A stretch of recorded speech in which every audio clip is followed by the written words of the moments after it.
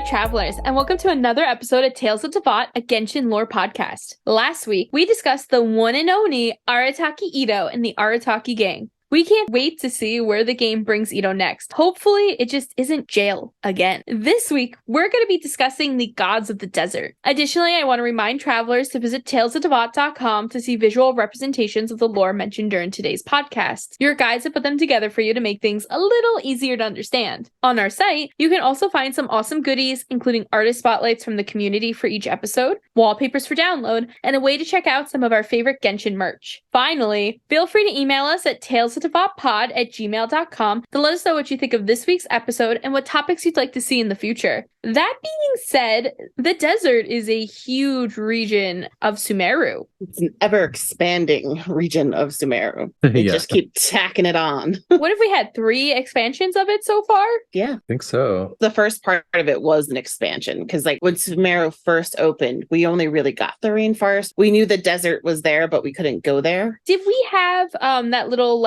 border town? I forget the name of it. Carabit Ribbit? Yes. Did we had that right away? Mm-hmm. Yeah, and that's where they talked about the wall of sand. The wall of Samael or whatever it's called. Yeah. That Layla has tried to climb in her sleep. Yeah.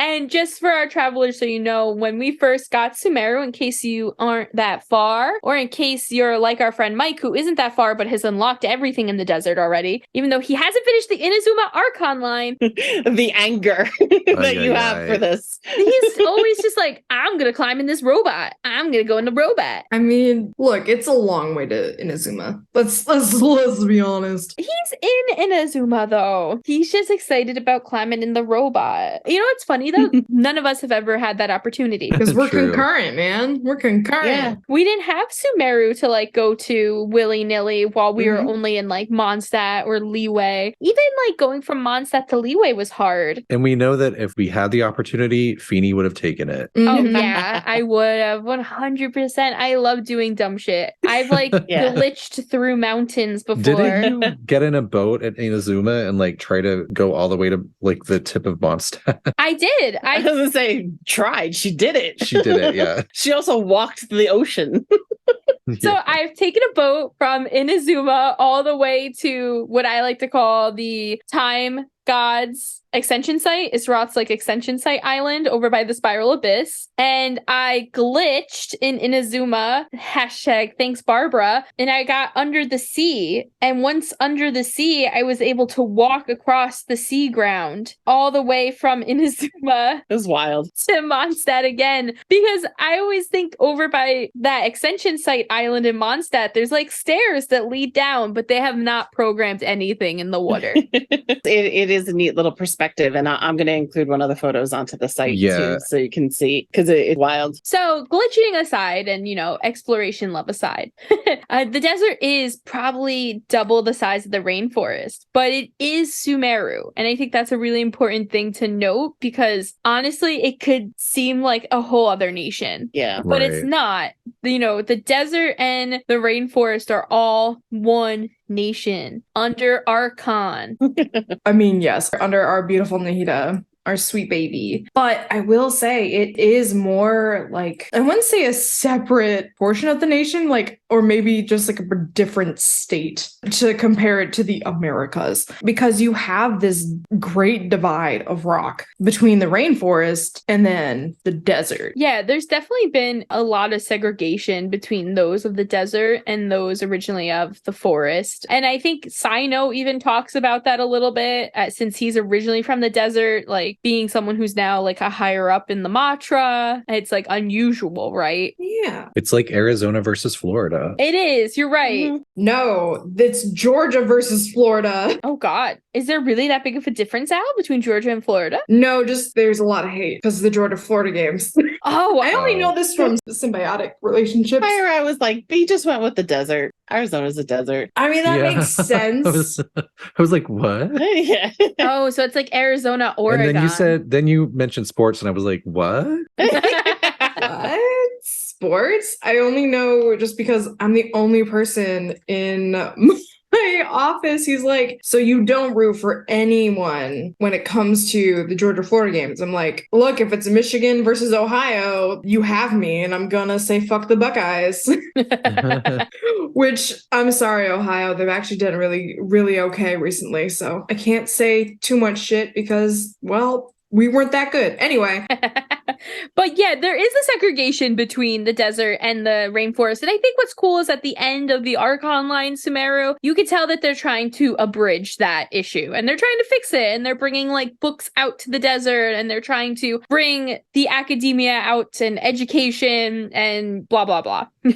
And I think Sino's pretty hyped about that. Yeah. Maybe no more Kave dads will die out there. I mean, even to the point that Candace, who's the guardian of Aru village in the deserty part of Sumeru, she actually brought commerce to those people, because before, like, they were so segregated that like they didn't trade anything from the city side of things into the desert. So she actually started this whole system, which, you know, pissed off the old folks, but she was just like, screw that. And I think that's a cool evolvement of them after everything kind of got cleared up in the Archon. I think it's cool too that they make a point to show in main storyline, not just in like side quests, because it is shown a lot in some of the side quests, world quest type things. They're really trying to show you in the main storyline that they're trying to make a difference, which we see a little bit in each of the nations, you know, with like the Qixing and the Adepti. Watasumi and the rest of Inazuma, not in Mondstadt. We leave places better than we found them, that's for sure. I don't know what we do. In Mondstadt, we're just trying to get the Fatui out. The divide in Mondstadt is Mondstadt and Diwali. We're like, he's a cutie pie. Leave him alone. Cute until he's trying to murder you. Yeah, that's Well, you know, the murder aside, he's adorable. That's what the Tinder Swindlers dates also said. So we have the desert, and the desert so far is what, 4 areas, like 4 major areas. yeah, we've got first large expansion, which I guess we could say is like the southern desert. And then we have the giant butthole, the cavernous skynail.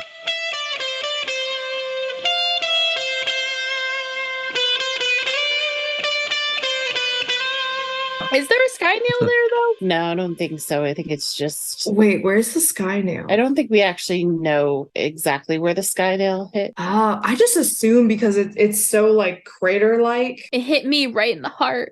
Yeah, I don't know. I don't know where it is. Because we talked about that for a while. We said that the desert of Hadramaveth was going to be the skynail, that we were going to get rid of the cyclone of dust, and there was going to be a skynail. We were all going to be like, skynail! Yeah, and there was no skynail. Yeah, none. So There's sad. just an oasis. But we haven't gotten rid of the dust. Not yet. Well, yeah, I mean, there's still dust storms.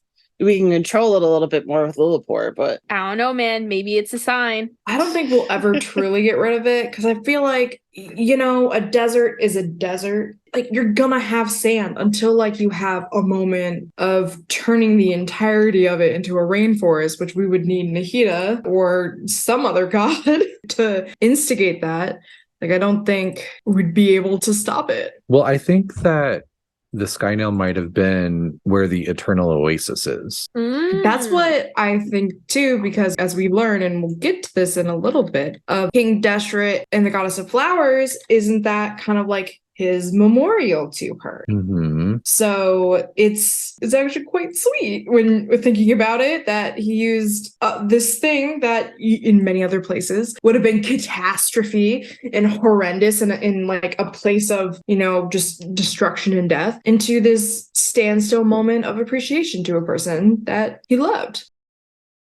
Right. Yeah, I think he used the gems from the Skynail to create the oasis. I mean, we can get into that when we get there. So our last part of the desert then is the newest release, which is the northwestern, I guess you can say. It's the little piecey piece that comes off the top that actually has its own tiny little oasis in it where the Pari live. And it's got beachfront property as well.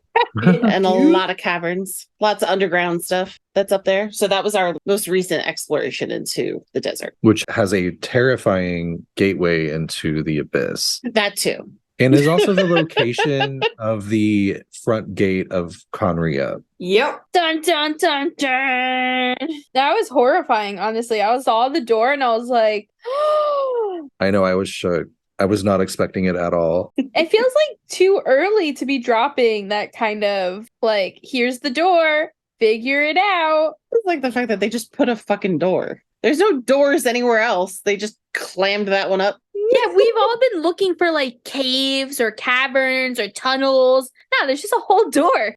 Well, we were underground. The door is underground. Yeah, but like, I don't know. I just thought when like we kind of brushed past the vines and there would be the desolated, beautiful kingdom of Conria. No, I gotta figure out like a lock and code. Yeah. God, Yes. no. I love that shit. I love that shit. Kaya flirts with the door and it opens. I mean, otherwise, like, people would be going in there and coming out and being like, oh, I went to Conria and found all this treasure. Like, the treasure hoarders would be all over it. Like, there would be expeditions to it. You know what I mean? It makes sense that it's cut off. Well, do you think the door was put in then after the cataclysm? No, I personally don't, because I think that the Conrians were like, keep the divine away from us. Oh. It's why they went so far underground, because they can't see underground. Well, here's my question. Was the desert always the desert over there? No. No. Because right now, if you were to be like, Amanda, they put a door over there because they didn't want people going, I'd be like, who the fuck is going there? Like, the only people there are like the skeptics right now and the Pari. But if you're telling me that was something else before. No, I mean, back when Conria was thriving. Was that like a forest back then?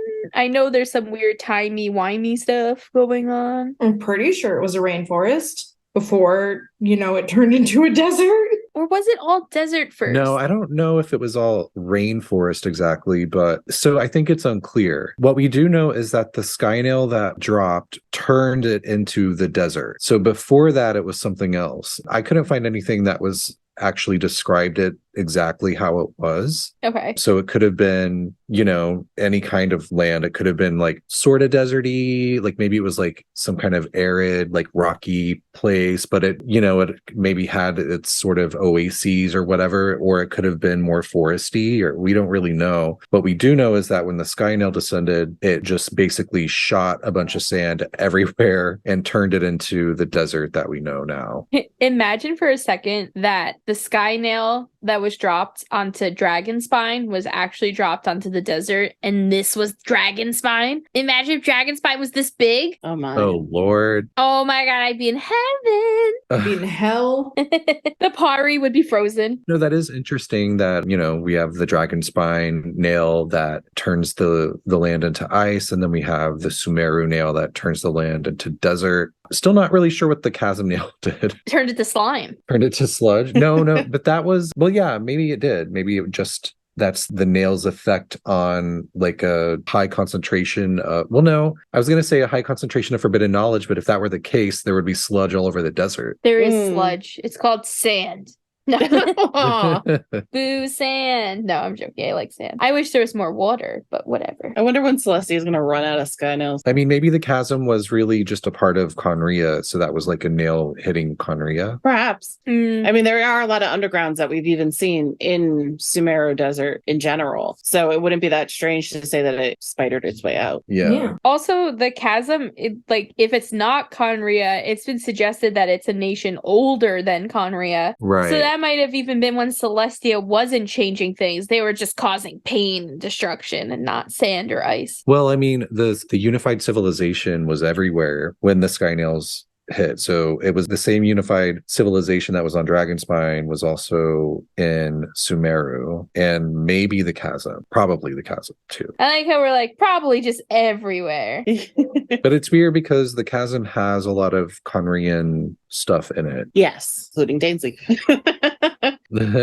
Sorry, that still gets me sometimes. But one thing too, Dainsleif, we haven't seen Dainsleif in the desert yet. Just saying. We haven't. Well, we saw him Just in Port Port Ormos. Ormos. Yeah, that's as far as he got. But we do know. We've heard stories of him. During the cataclysm, yeah. Yes, that little fucker. He was over in what I called before Party Village. Parryville, yeah. Parryville. Parryville. See, no, it's interesting. Dainsleif has literally been everywhere. Mhm. He was the traveler first. You know, you laugh about it, but who knows? That actually may be the thing in the end. God, he's our dad. Anyway, so we're talking a little bit about how Sumeru used to all be green. Maybe not rainforest, but green. Mm-hmm. One day, Celestia came in and was like, Skynail! Boom! Sand! Dry! No water! Tingyaris, get out! You're not gonna like it here, Tingyari. Dry like your vagina, mama. Just to recap some stuff that we already discussed in the Chasm episode. So we know that, just sort of reestablishing the early timeline, because I know it gets confusing. Once upon a time, there was this unified civilization wandering Teyvat, and there were these divine envoys that were guiding people along. And the divine envoys were sort of the liaison between the people and Celestia. And then invaders descended from, quote, beyond the firmament, unquote, and brought illusions that could break shackles to the land. And the primordial one was like, well, hold up, you're like ruining this whole vibe that I have going with, you know, all these people that I created or that I designed the world for. So the primordial one, who was fearful of the delusions and breakthroughs, sent down the Skynails and laid waste to the mortal realm. And we know that that is when the goddess of flowers and, quote unquote, her kin were exiled, which we know from earlier episodes and earlier lore that we've discussed, implies that the goddess of flowers is or was a Seelie, and that the Seelies are most likely the divine envoys who have been around since the early days of Celestia. So that's the early timeline. And we also kind of have figured out that most likely the invaders who descended beyond the firmament was the second who came. And so that the Skynails came down as a result of the influence of the second who came on Teyvat and its people. And the primordial one was basically like, oh, hell no, we're going to stop this right here and now. I'm sending down the Skynails. Boom, boom, boom. We're going to stop, you know, reality from crumbling due to your metal. And one of those Skynails hit Sumeru and it created the desert. Okay. It's just like the boom, boom, boom. boom, boom, boom. Okay. So that's past lore. Is everyone feeling confident? Well, there was also, which kind of comes, I guess, a little bit before this, where there were dragons that lived here. Yes. Yes. Before the primordial one. And a Pep, who is a dragon that we meet in Nahida's second story, is actually one of these creatures, and he's huge and frightening, really. I have something to say about the storyline of a Pep and things later, but it's very cool that their name is a Pep and what happens. Okay. Before we go there, following the timeline, you know, the desert's created, but during that whole drama, the Seelies are exiled. And so this results in the goddess of flowers, who we now know as the goddess of flowers, was, you know, she was quote unquote cast aside by the heavens. And the lore said, this is from the Flowers of Paradise Lost artifact set. Yes. Which is also where we're getting all that divine envoy stuff, by the way. And it says that her magnificent vessel was left a savaged husk, her kinsfolk punished by way of being stripped of their minds. So that's where it's implying that she's a Seelie, and that the legend say that she walked the barren waste for 72 nights and that her wounds gushed boundless streams, and these streams flowed into gardens which bloomed these night blue water lilies, and of the water lilies were born the Jinn, which we'll talk about in a little bit. But some point, I couldn't figure out exactly when, but at some point after that, she meets Deshret. And King Deshret, or the Scarlet King, or Al-Amar, or all of his other names, I'm unclear about his origins exactly, other than he was a god. But I don't know exactly when he showed up. We don't know if he was around before the Skynails. We don't really know when gods originate in Teyvat, right? Like just in general, like gods as like a race or whatever. Yeah, we've had a lot of discussion about that. Yeah. So at some point, like he's there, and at some point, you know, after the Skynail, we know that the goddess of flowers meets up with him.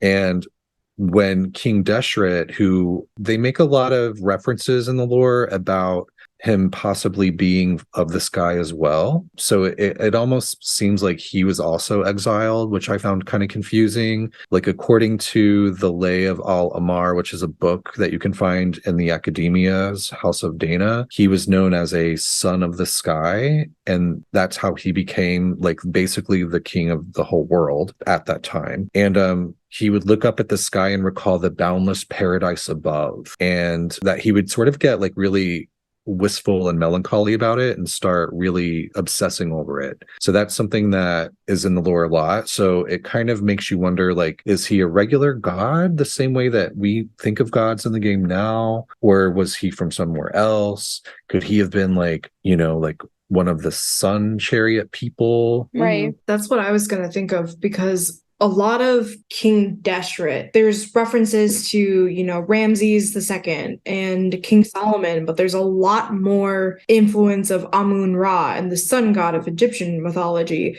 being influenced in his design and in his characteristics and even in his stories and what ultimately happens to King Deshret with Apep. So it makes sense. Like, he's obsessed, or maybe not obsessed, but very much looking to the sun and the sky. I absolutely think he might be either the thing that came out of that mechanical sun, because he is kind of obsessed with primal constructs. Right. So I think you're onto something, because I think you're very right on that. Yeah, we know that he's like missing something, or I guess we don't know if he's missing it or if he's like just trying to figure out, maybe he was displaced or something. I don't know. But one thing that, and this is leading me in a circle back around to Apep, was that, you know, he made an early agreement with the dragon Apep, who was one of the 7 dragon archons, which was around before the primordial one. Of course, for those who don't remember, was the 7 dragons were defeated by the primordial one when the primordial one arrived in that area. And the primordial one was like, nope, sorry, 7 dragons, I'm defeating you, and I'm going to prepare this world for human beings, and I'm going to set this human realm on top of your elemental realm. Apep is not a fan.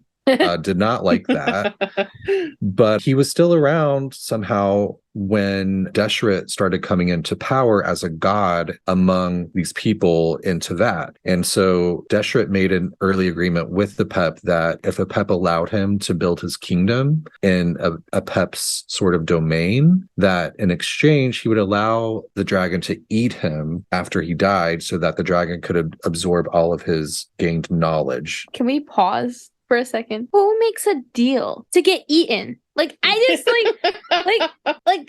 Well, he was going to be dead. Like, why would he care? Oh, I don't know. He's a god. You don't know what could happen.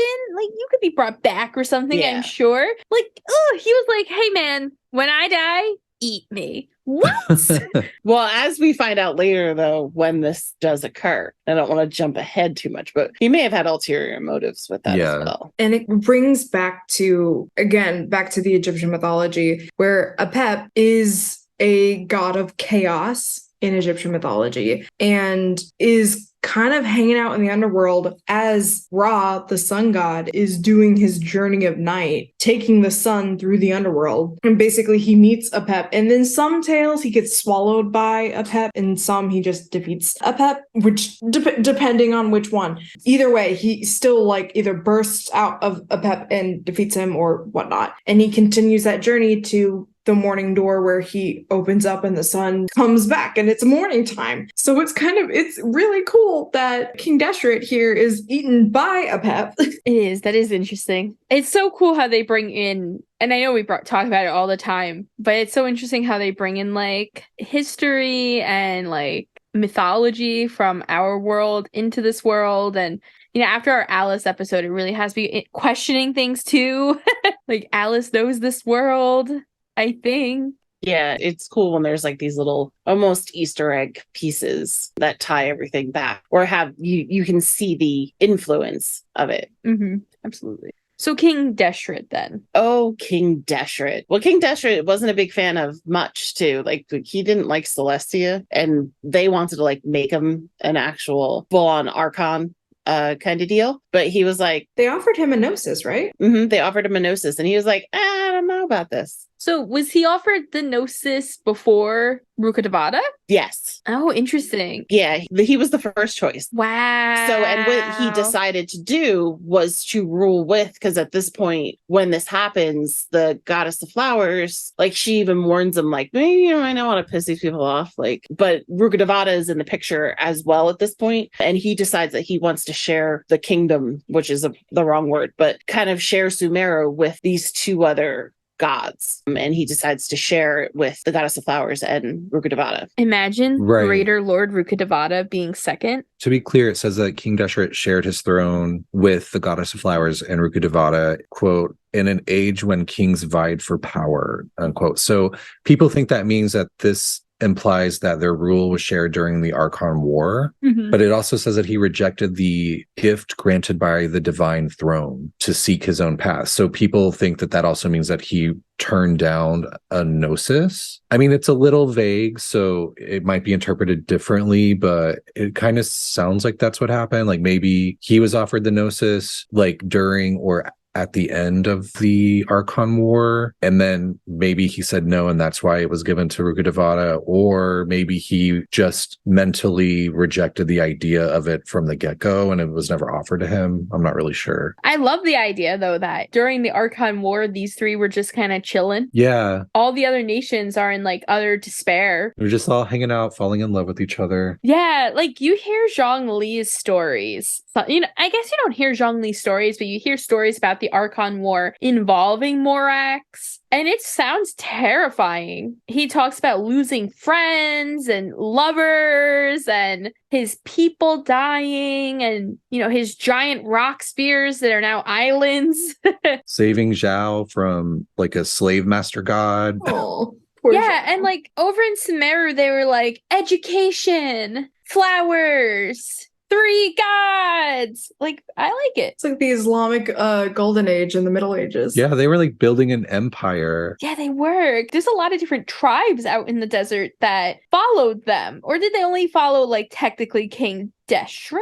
Well, yeah, I think they were technically following King Deshret. You know, he had the other two sort of sharing the throne with him. We know that they had their own followers, or at least we definitely know that the goddess of flowers had her own followers, especially the Jinn. We also know that the Tanit tribe worshipped her. I don't know if Rukkhadevata really had a following yet. I know that she got her following after she parted ways with Deshret, but we definitely know that there, you know, were some other people and beings sort of following others. But I think that most of, you know, the regular people of the region, they were following Deshret. Well, I would assume Rukkhadevata got her following when she had to deal with the forbidden knowledge the first time around. Yeah, and she created like the Aranara and all of that. Isn't that interesting too, that the goddess of flowers had the Jinn, and we'll talk about the Jinn in a second, but then Rukkhadevata was kind of like, well, you can have them and I'm gonna have the Aranara, and that's that.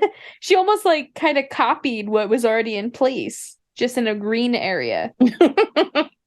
In a green area. She's like, that's nice and all, but I got grass. But have you seen these little mushroom guys? Yeah. Oh, also, I was going to say, so back when Deshret was in power, apparently there were 3 great tribes of people. Because remember, like during the unified civilization, and I guess this would be after the Skynail, so this would be whoever's left after the Skynail wipes out a bunch of people, that, you know, it was still a very tribal time. And there were 3 great tribes in that area. And so they were all sort of following Deshret at that point. And I just say that because after Deshret exits the picture, the whole sort of social system changes. Oh. It changes because they kind of like fall apart, or yeah, like they don't have their person to follow anymore. So well, because there's a whole calamity with the forbidden knowledge. Oh, yeah. That's true.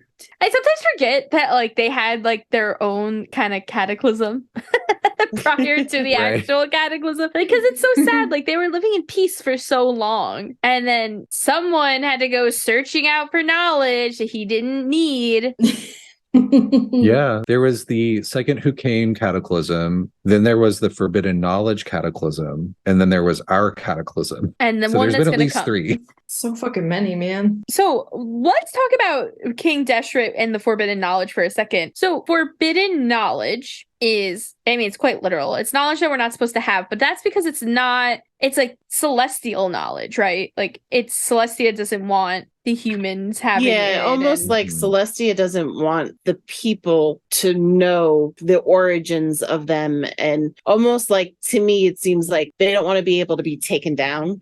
So this forbidden knowledge would actually do that. So they're fearful of us having it. And because of that, when that forbidden knowledge is shown to the world, it poisons the world. Would that be like a simplified way of saying it? Yeah, I think so. And so King Deshret, when he finally goes after this knowledge, unleashes the forbidden knowledge basically in Sumeru. It may also be worth noting there's a possible tie-in with the 6 sins of the academia. Oh, yes. Do you remember these? Yeah, Al-Haytham and Sino both talk about them. Yeah. The 6 sins are: you shall not interfere with human evolution. You shall not tamper with life and death. You shall not delve beyond the universe. You shall not investigate the origin of words. You shall not revere gods without acts of devotion. And you shall not divulge secrets without a hint of fear. So I don't know if these are tied in with the heavenly principles or if that's just something that they came up with themselves, the academia. But, I think you shall not delve beyond the universe is like the key one for a lot of things that are going on. Because we know that questioning Teyvat's reality or the rules of the world is sort of like the numero uno boo-boo. Like, do not do that. Which we've honestly kind of already seen like the Raiden Shogun do. Like, A is definitely sitting here questioning eternity and how she can modify, like, the life and times, basically. And I would have a feeling that's why Istaroth is MIA as well. And it's interesting because Rukkhadevata has to get rid of the contamination caused by that expansion of looking into the universe, which in turn, like, makes us look farther into the creation of the universe, if that makes sense. Like, they almost, like, fuck themselves over. They're like, haha, fools, you looked into the creation of the world, now you're Elazard. It's really all King Deshret because this was happening, like, this is actually the reason the Skynails were sent down in the first place, because whoever the second who came was, they started spreading all this information among the people of Teyvat, and they were like, the sky's fake and none of this is real, and there's, blah blah blah. And then the primordial one was like, oh shit, sends the Skynails down, not only wipes out a bunch of people, but also there's talk of them sort of protecting the reality, like sort of they're embedded into the world in a way that's protecting it. And there's whole other separate theories about that, but that sort of was the first part of like, okay, here's some forbidden knowledge. No, I'm wiping it out. I'm the primordial one. King Deshret, for some reason, made it his own personal mission to seek out forbidden knowledge. Like, he was obsessed with it. And it was to the point where he started confiding in the goddess of flowers, one of his sister wives. And he confided in her a lot about this. He and the goddess of flowers, what's her real name? Nabu Malikata. So he and Nabu Malikata and Rukkhadevata, we know from the Oasis that we'll get to later that they would also often sit and debate things about seeking out forbidden knowledge. It was sort of like something they would discuss, but he became really into the idea and he would start laying his heart out on his sleeve for Nabu, and Nabu was very receptive of it. We find out later that she may have had ulterior motives for being receptive to it. It seemed like she harbored, there's different accounts. One account is that she harbored a secret desire to fuck over Celestia, maybe because she got exiled. And so she sort of entertained this notion of like, yeah, let's do it. I'll help you get that forbidden knowledge. Why not? And then later you also have accounts of her going to Rukkhadevata and being like, I've seen the future and I know that this is destined to happen and I'm a part of it, and I'm going to entrust some power to you so that you can see that it gets sort of repaired. And I think that's sort of like what the actual canon is the latter. I have so many fucking questions. Like, who's the good guy? No one. Like, is There are no Rukkhadevata good guys. the good guy? Rukkhadevata, yeah, Yes. Rukkhadevata's the good guy. I just hate that it's like you got these three best friends who are also in love They're all sleeping together. and they're conspiring against one another. Well, they weren't really conspiring, to be fair. They're conspiring a little bit. Maybe, yeah, but I think it was the last minute, if that makes sense. It was kind of like she was going to do it and they weren't like, let's betray him. She was just like, hey, girl, he's going to do some crazy shit. I might not be around to do anything. So I'm going to give you all of my light energy and I need you to take care of that. And then Rukkhadevata ends up using that light energy to save the world. But then you said that Deshret also probably had ulterior motives besides love for like telling Nebu. No. He was pure in his like, I want forbidden knowledge because I want to see the truth of this world. And he would just tell the goddess of flowers that, just like part of their, love talk. Pillow talk. Their pillow talk. Their pillow talk. Thank you. Yeah. But doesn't he become more obsessed with forbidden knowledge after her death? Isn't that like the idea that in Sino's character quest, we learned that King Deshret went there kind of specifically because he was trying to revive her? He loses his ever freaking mind. No, so he was obsessed with forbidden knowledge before, and her death is what unlocked the forbidden knowledge for him. Oh, okay. How did she die? So she willingly died. Oh God. There's two sides to it. There's the people that believe that she did it on purpose, like she planned her death. And then there's other people who think that they don't know what happened to her, but that she died. The like natural causes type of thing. Yeah. So when they say that, they don't actually know, but like the whole plan of her dying, that little bit of that scheme to almost get back at Deshret. Well, I don't know if she was getting back at Deshret or if she was sort of trying to use him. True.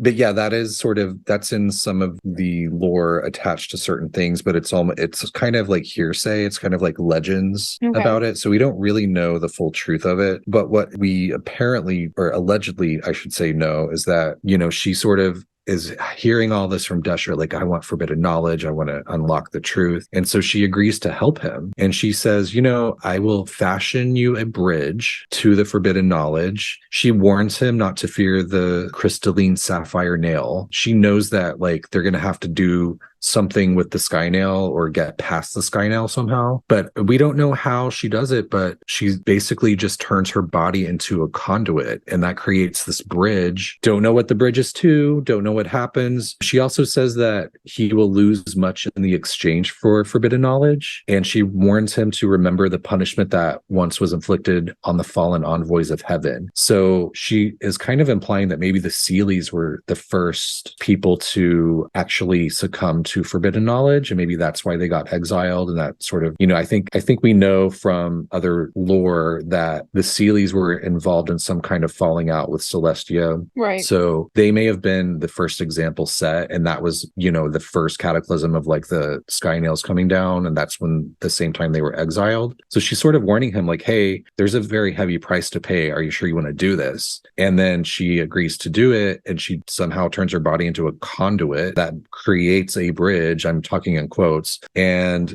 that just consumes her body, and she's never seen again. Isn't that kind of like, don't the Jinn talk about that a little bit? Like that she created like waterways with her body? When she was first cast down from the heavens and she was wounded, as she's walking, the legends say that her wounds were gushing streams, and that those streams flowed into gardens, and that the gardens bloomed night blue water lilies, and that the Jinn were born of those water lilies. So the Jinn think of her as their mother, sort of, and they all follow her, they all adore her. Now we find out that the Jinn didn't really know that she sort of died, because we find out that Deshret lies to the Jinn and tells them that she's slumbering, and that's how he convinces them to help him create the eternal oasis for her, because they think that it's like her resting place. Of course, when you play that actual world quest, when you get to enter the eternal oasis, you realize that it's not a resting place, it's just a frozen moment in time, and that there's no one there. And Lillipar is like, where is she? Where is Naboo? Exactly, yeah. And we're like, Lillipar's like, oh, that bastard lied to us. But then she's kind of like, well, I can't blame him. So then what is really the eternal oasis? Is it really just like a memorial? Yeah. Yeah. Isn't it weird that he put those chairs there? I think those are like kind of their chairs. If you look at them, they're written in the Deshret script, but they do say each of their names. Do you think he like just picked them up and put them there type of thing? I think Brandon said before they had these conversations and they used to debate things. So I think that was reminiscent of something that they did somewhere else. It's like that table at the Adepti abode where it's Zhongli's and the Guili assembly. Cloud retainer. Yeah. Yes. Their little table where they would, just come visit and eat food and, hang out. Take their offerings. Do you think that they sat like on top of the mausoleum with their chairs and like looked out? No, I actually think that at that time, there may have been more greenery hanging around too. I think it was supposed to be the oasis where the Jinn were born, maybe because the goddess of flowers was able to sort of make flowers grow. Like she was able to sort of create oases, and I think there was like a main one, because after, I forget if it's after Nabu dies or before, but at some point Deshret helps create a city for them for the Jinn, and it's called like the city of the Moonlight Maiden. And we haven't seen that city, right? Do we know where the ruins of that are? Ooh, that's a good question. I'm not sure. I don't believe so. I think we do, but I don't remember which one it is. I think we know the name of it, but I forget which one. I'll have to look into that. There's a lot of areas of the desert that we've heard of that we haven't seen still. Like that place that Nahida and Venti talk of, like the place with no wind. Yeah. That's somewhere. Maybe next season when we do our Lilliput episode, we can dive into that. Yeah. Because I think there's a lot of interesting stuff, like side stuff in the desert that we're not going to be able to get to. Yeah. That story is bonkers. Yeah, it is. It really... It's like the most insane telenovela. Yeah. There's murder, conspiracy, incest. All of it. Brandon was saying too about how Nabu would walk and she just created these streams and that turned into oasis. She actually, when she walked, Patisaras would bloom from her feet. Anywhere her feet touched, the Patisara flower would bloom. After she died, those flowers went extinct. Rukkhadevata wanted to bring them back in memory of her friend. And so the Patisaras that we see now aren't the actual originals because she could never get the purple right, but those flowers are still there in her honor, kind of a thing. But it's not the first time we've heard of people walking around and flowers just popping up at their feet, because if you recall from last season, we talked about on the Viridescent Venerer, when she would walk, it was the same kind of thing. Like grass would grow at her feet, which there could be a connection between the two of them. They could be the same person. Who knows? Well, and Viri was also blessed by the Dendro Archon, right? Like, isn't that, or was like a monster? She beat a monster blessed by the Dendro Archon. She was somehow tied to Rukkhadevata. I don't know if it was just, I think she was like her prize student or something. Yeah, she was a student. She was like, she excelled. And it may be because she reminded Rukkhadevata of Nabu. And that could have been one of the reasons why she was able to do that. And just to go back to the flowers too, you were saying they're not the same, like the purple's different. Nilu actually brings that up in the initial Archon line. And when we realize that our dream is within the dream that we're stuck in, which was wild, is within Nilu's head, we actually get to see those flowers. And Nilu kind of in her brain creates them with her dance. Wild. But I thought that was really cool because it ends up being like such a deep lore piece. I remember when Nilu was like the goddess of flowers. I was like, okay, whatever, whoever that is, blah. Yeah. And now I'm like, wait. But I also wasn't the biggest fan of Nilu. I know. Yeah, you're right. I forgot about that too. That it's like the whole reason for that festival was for the goddess of flowers. Yeah. Well, it was named after her, but it was actually for her birthday. The Sub-Zero's festival was actually, it was named after, or in kind of all of the hoopla that happened with it and stuff was also in the honor of Nabu. Rukkhadevata was really shook when she lost her friend. Yeah. I wish we would see more of that side, and maybe we will, because we know that Deshret lost his fucking mind, but she left Deshret, went to her own side of Sumeru, and really was doing these things to honor her friend. Yeah, she's the cloud retainer and goddess of flowers is the Guizhan. There's a lot of mirrored stories in these nations. I'm not really convinced that this was like a love triangle between like two goddesses loving King Deshret. I think they just absolutely loved love Nabu. Full throuple. It's just like the Guizhong thing. Everyone was in love with Guizhong. Right. Oh, you think everyone was in love with Goddess of Flowers? Yes, absolutely. Because Okay. like she's like this divine moon ethereal person. So yes. I could see it, honestly. It makes sense. Especially because right after she dies, Greater Lord Rukkhadevata is like, peace out. I'm done. We're breaking up. Yeah, I don't think Rukkhadevata really cared too much for King Deshret. It was just like, bounce, bitch, I'm gone.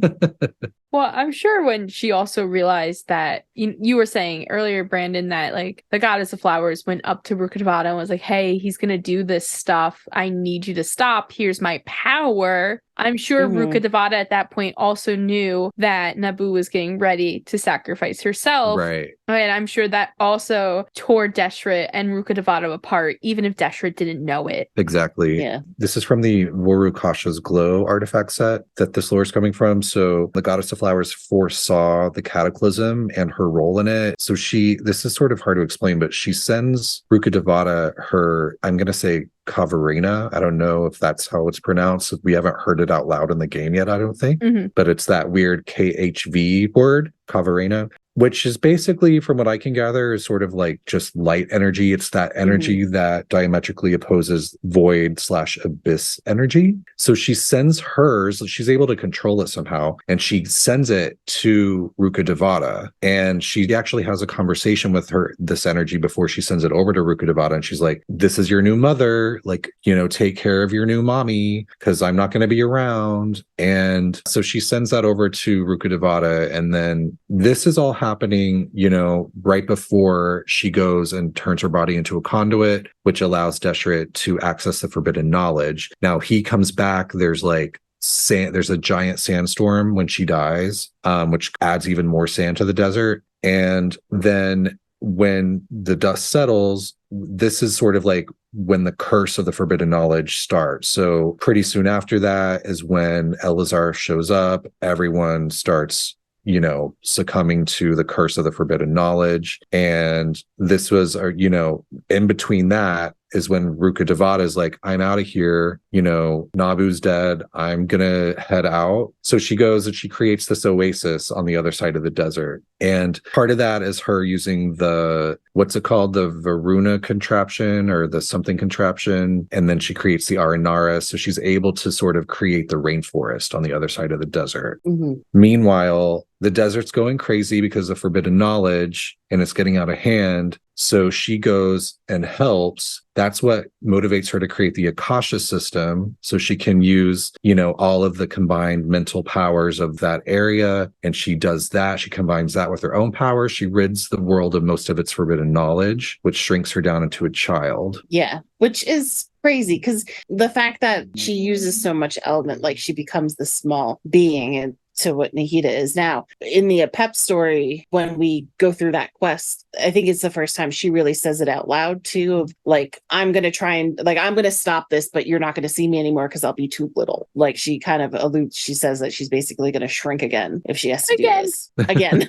So you're going to put her in your bucket. Yeah. And I should have mentioned right before that, she had also taken that Kavarina that Nabu gave her, somehow molded it into a divine bird called Sumeru. Yeah. She, creates this divine bird. She's like, hang out, protect the rainforest. I got shit to do. You're going to have a mission later. And so, she goes and sort of erases most of the forbidden knowledge. She can't get rid of all of it, which comes into play later when Nahida goes to Irminsul and sees her and she's like, asked Nahida to erase her completely because that's the only way to fully get rid of forbidden knowledge. But in the meantime, right before all of this is happening, she creates Simurgh. And then we also know that, her shrinking herself down, it got rid of a lot of the forbidden knowledge, but not all of it. Things were still out of hand. So we know that Deshret at this point decides to sacrifice himself. Good. Stop it. He caused all the problems. Like, fix it. Yeah. Yeah. So he sacrifices himself and then he, as agreed, Apep eats him. Oh, I hate it still. I can't Just get used to it. slurping down like I wonder if he tasted like KFC. No, he tasted like poison, apparently, because the forbidden knowledge, since, Apep's reason for eating him was to gain all of his memories of his existence in the world. Since he was filled with forbidden knowledge, Apep gets tainted by the forbidden knowledge, and it poisons him. It causes the elemental beings that are created inside him to also sort of be poisoned. And which I have so many questions about. I know. He creates elemental beings with inside of him. Like, Yeah. what? Yeah. And we meet some of them. They're kind of nice.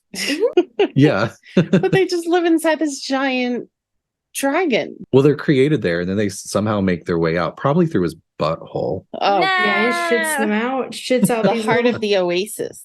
I kind of imagine it just being like the whale in Pinocchio just opening his mouth, being like, Yeah. "Bye." Yeah. They just They kind of kinda- wander Time out. to leave.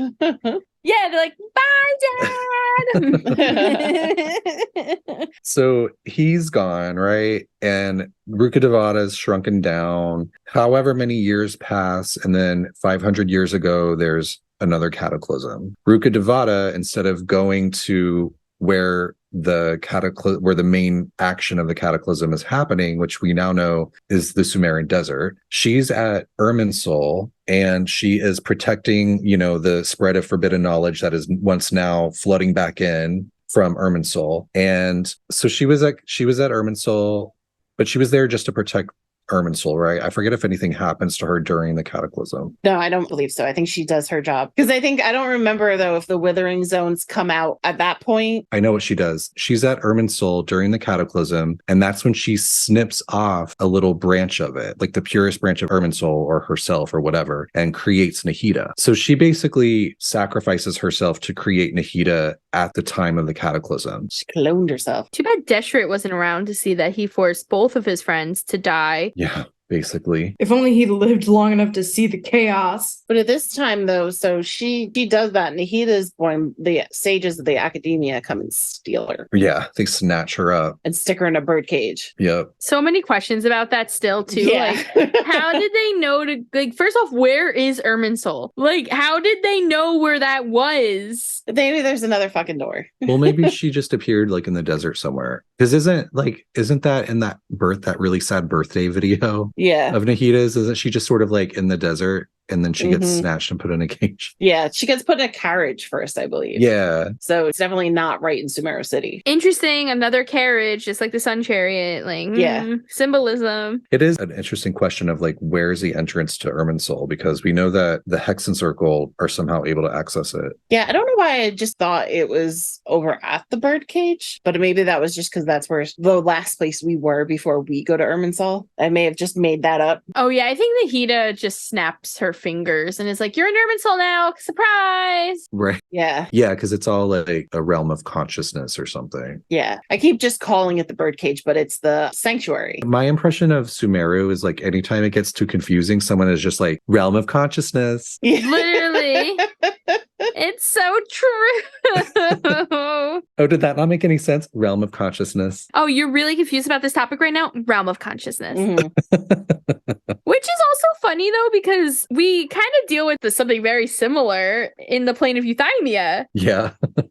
Which is a realm of consciousness. Yeah, like it's not unseen at this point idea in Sumeru either. Like we've seen it True. before. Yeah. And it's all tied in with like the idea of Irminsul, and like it's all tied into like memories and dreams. And so it's very abstract stuff to begin with. Do you think that Irminsul, I mean, I guess in my opinion, and I could be wrong because that's happened a lot. I think that Irminsul would have to be somewhere in the desert I would, yeah. just because that's where like all the shit went down. Yeah. And Rukkhadevata is an avatar of Irminsul. Right. So if she's Yeah. of that area, then it has to be somewhere in Sumeru. Maybe it really is in the sanctuary of Sarasana. Yeah, maybe.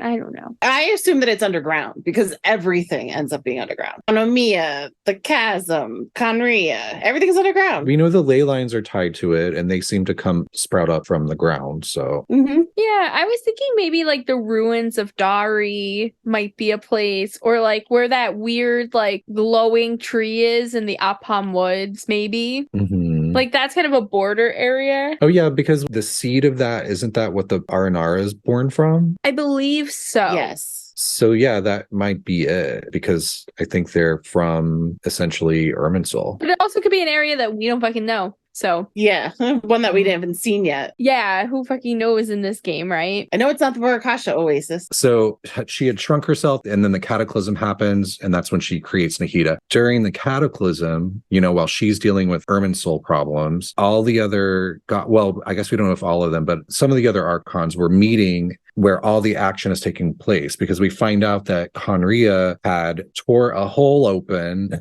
to the void in the Sumerian desert, close to where the entrance to Conria is. And all of these monsters are spilling out of it. So a lot of the gods, or the Archons at the time, converged to try to handle the problem. We know that our sibling was there, or possibly first appeared there. We know that Dainsleif was there. We know that there was a one-armed sage who was allegedly the greatest sage of all the sages who was there. They were all fighting against the abyssal realm that was pouring into the world. And it was at this moment that that divine bird that Rukkhadevata created out of the energy of the goddess of flowers wakes up, flies to the Sumeru desert, and we find out that the Fontaine Archon dies during that fight, turns into a pool, which is called the Amrita pool. And that Simurgh, the divine bird, I guess dives into the pool, or I think some sources say drank out of it. I'm not sure which is correct. That turns the bird into like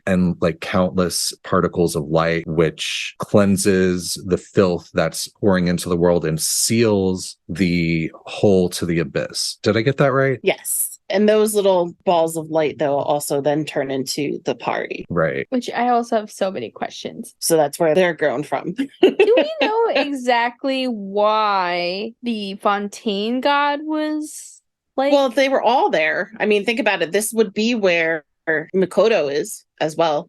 Oh, I'm She had to sorry. have Yeah. Died, yeah. Because it's all the Archons that went there to go fight him. So the Hydro Archon just happened to turn into a big fat fucking hole. I'm just thinking about the fact now that there's like Makoto's grave out there somewhere. Yeah, she's somewhere. Oh my god. Like, I don't know. I kind of thought that maybe like, I don't know. I thought like maybe the Hydro Archon like scurried out somehow, or oh no, it is so close to the door. Yeah, and this is all happening in the Vorokasha Oasis, that area, which is above ground, but very close to that door as well. So the Amrita pool is over at the Vorokasha Oasis. Ooh, I didn't think about that either, Feeny, but now we have to go try to find it. Yeah. She could be the Hills of Barsam, where that pink tree is. Yeah, and we may also find that I took her body back to Inazuma, and she's not actually. This might be the place that she died, but it's not where her body is. She ate that shit, man. Maybe she had a pep eater too. At that time, though, so while all this then happens and they're looking after the Amrita pool, the Pari is created. Zorvan is the first Pari that was created. That Pari ends up finding an injured Conrian soldier who is obviously cursed and has like, she can see that like he's cursed and stuff. She actually takes him back to the Oasis to try and heal him. That ends up being Dainsleif. Dun, dun, dun, dun. Yeah. It's just like there's two sentences at the end of this whole friggin' thing. And it's like, oh yeah. And there's this guy. And then, oh, you know what? There was somebody else with him who looked exactly like you. Huh. Isn't that interesting? God damn it. Yeah. So Dainsleif and our sibling they go off, they go underground into the ruins underground, and the party never sees them again. So that must be when they start going on their adventure around the world. Yeah, because it's not clear how long that they like kind of hung out in the Oasis. We do know that from this Oasis, from the flowers, the other party are created. So there's more of them there. And it is a sanctuary kind of little space because it's taking care of this pool, but it's in the middle of the desert and it's just green as well. Also interesting that they went back into the ruins. Yeah. What did they go looking for? Wait, so they went back into Conria? Well, they went back in underground. So we can only assume that they went back to Conria because it's right there. Or they tried to. We don't know if they succeeded. The door was shut. They lost the key and couldn't get back in. Out. They're like, good luck. Kaveh losing his key. No, Dainsleif losing his key.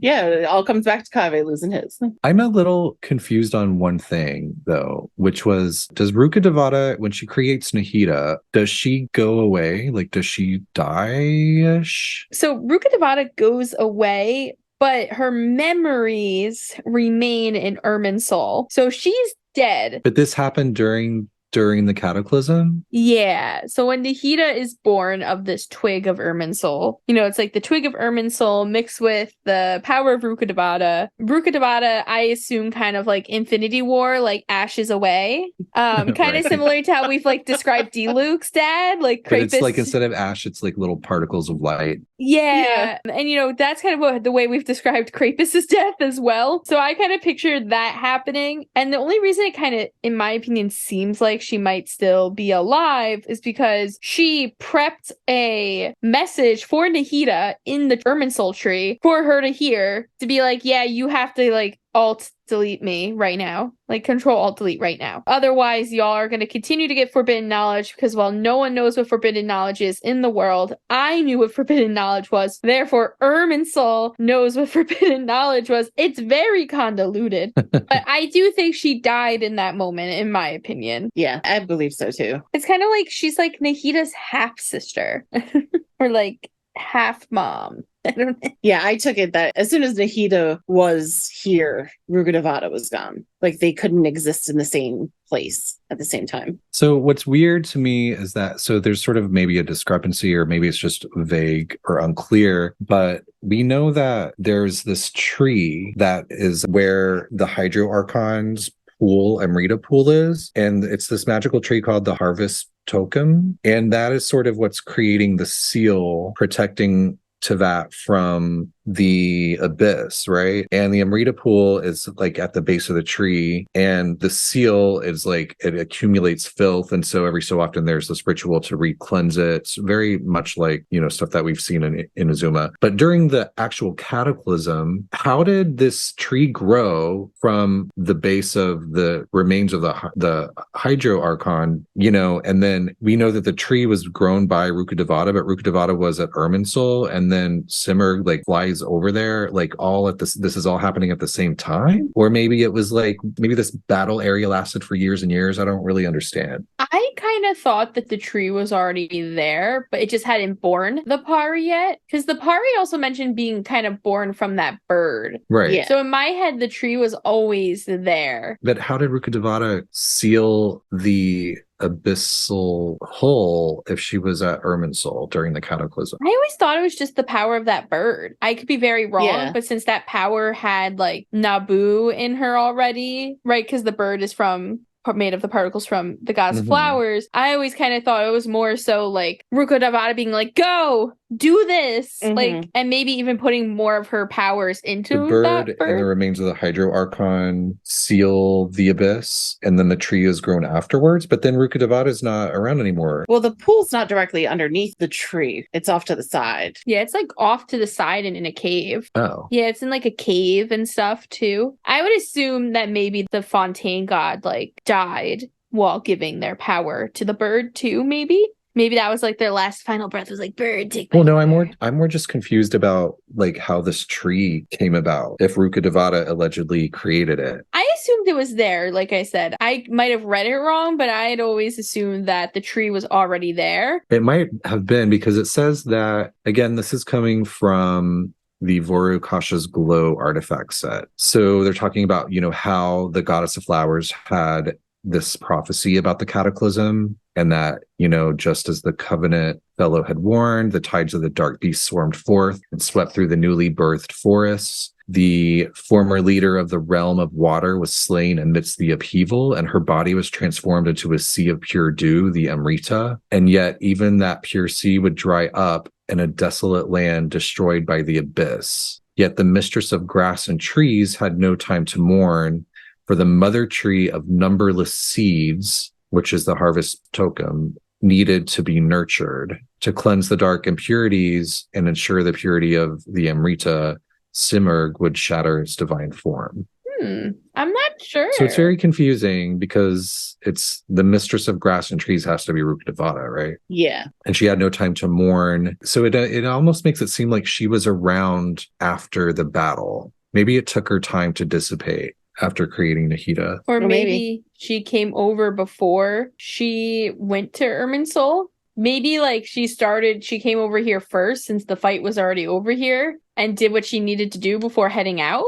I mean, it very well could be, or she did her little thing at Irminsul, was no longer a god and went there, like, because then Nahida had taken over. Unless she created Nahida over in the area by the pool, like where the tree is. Like took the branch with her and went over. Yeah, we don't actually know. I will say though, if that's the case, if like Nahida was not formed at Irminsul and was formed over here, that would be very interesting how the sages were all the way out there, and everything going on with the Order of the Skeptics, which is for travelers who don't know, the Order of the Skeptics is a darshan that was kind of kicked out of the academia and lives in this area of the desert for years and years and years, and like they look down upon the academia. So it would be interesting why the sages were out there, and that might add to some lore with the skeptics. Maybe we gotta look more into them.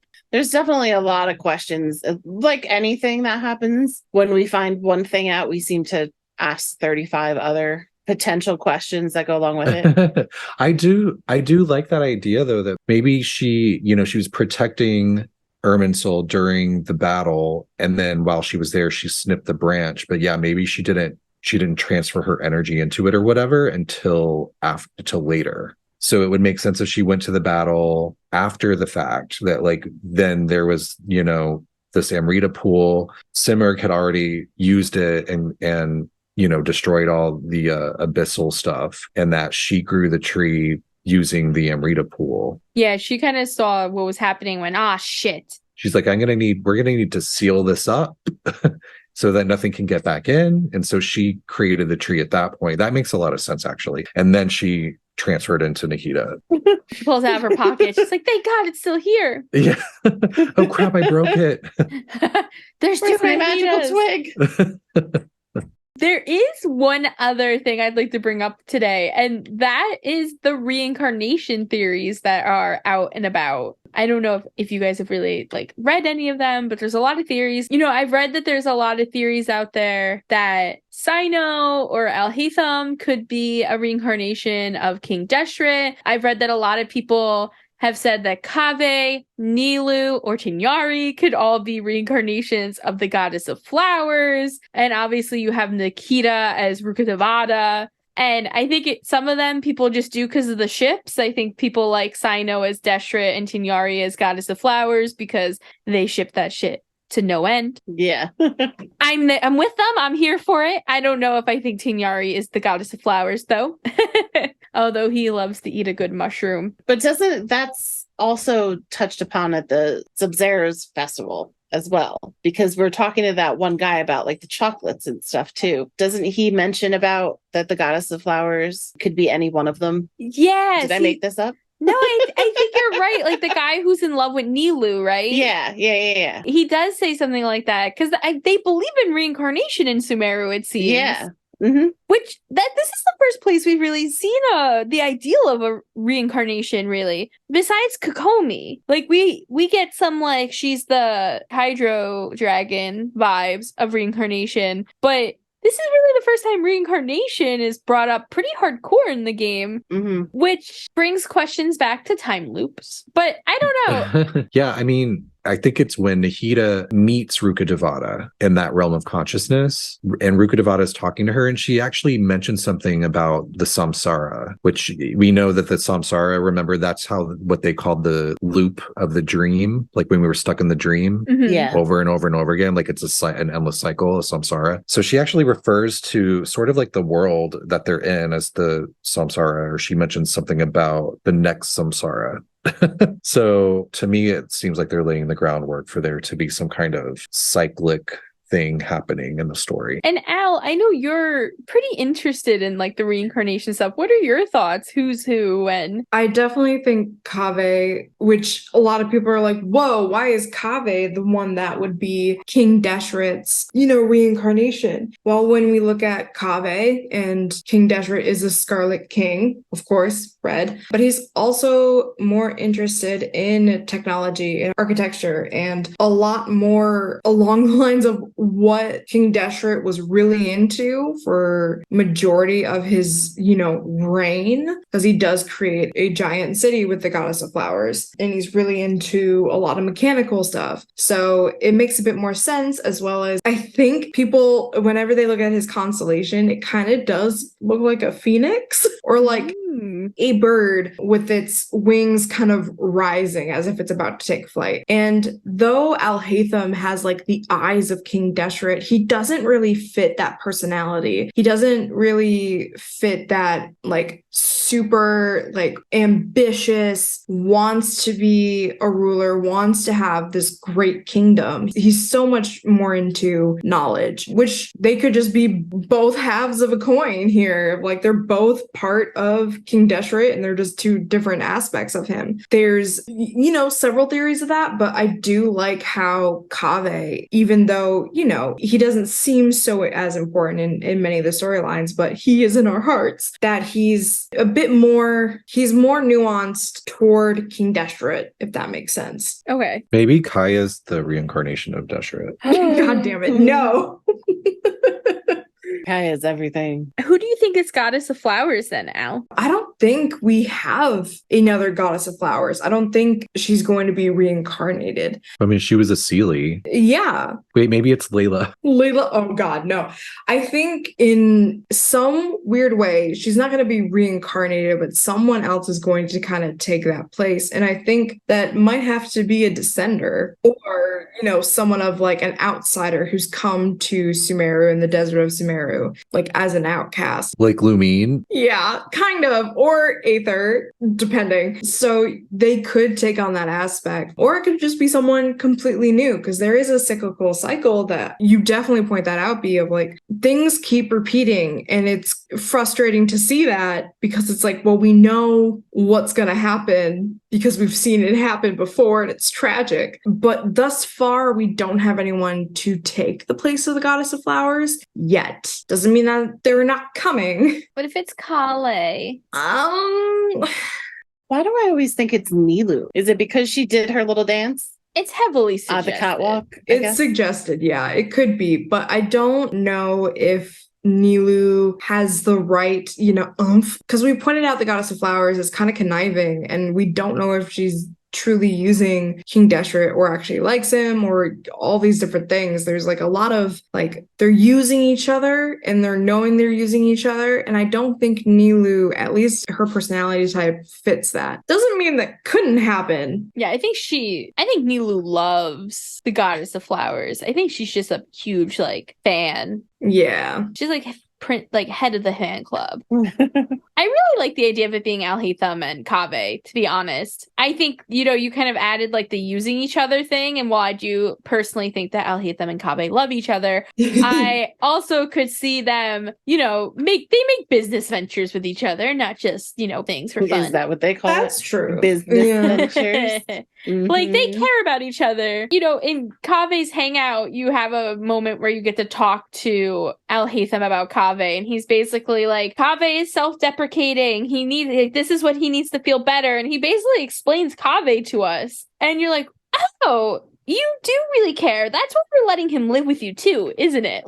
And I think that Kaveh could be more of like the goddess of flowers. I mean, the goddess of flowers was kicked out of her home. So was Kaveh. So I don't know, finding a home in each other. I do like that theory a lot, but I also like the ship. So maybe that's hard for me to separate. Did anyone want to add anything in? I just really like how much Egyptian mythology they put into this, especially when you get all the ruins of King Deshret's realm. It's fascinating, the amount of like the fact that he gets eaten by a pep, just like Amun-Ra. Are you kidding me? Like, okay, amazing, but also I really wish I knew more about the origins of King Deshret, because we know he's like this warrior king and like this, really good strategist, this person who has a mind for civics. But was he born? What did he ascend to godhood like Vanessa, or was he just born a god? Or did he come from the mechanical sun? Oh my Which god. means like, what is he? Yeah, what is he? Is he truly just a god or is he more than a god? There's too many unanswered questions that I want to know. This would be really something cool. Like I know we've mentioned it before with the anime that's coming out. I know we've said it before that we really hope that it kind of goes to the Archon War and stuff. It would be fantastic if, this kind of stuff was included as well. Yeah, definitely. It's clear that they have set themselves up to either have years and years worth of anime, movies, or Yeah. mangas that could come out as backstory. And I'm sure I know we've all been like, give us more.